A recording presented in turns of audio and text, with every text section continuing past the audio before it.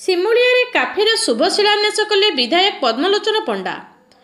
Khaira block रे बहुत दिन काफे दाबी हो आसुथिबा बेले सिमुलिया विधायक पद्मलोचन पंडा द्वारा आज शुभ शिलान्यास उत्सव अनुष्ठित हो जाइछि।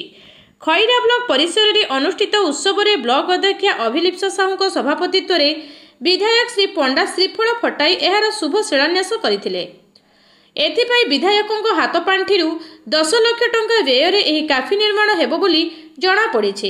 एथिरे अन्यमानक मध्यरे बीडीओ नारायण साहू, तहसीलदार अमित रंजन होता, जिला परिषद सभ्य रश्मिता महापात्र, पूर्वतन जिला परिषद सभ्य राधाकांत पात्र, रघुनाथ पात्र, खैरा मंडल सभापति लक्ष्मीधर नायक, कुपारी मंडल सभापति सुमंत कुमार जेना समेत अधिकारी और लोकप्रतिनिधि उपस्थित थिबा देखिबाकू मिलिथिला।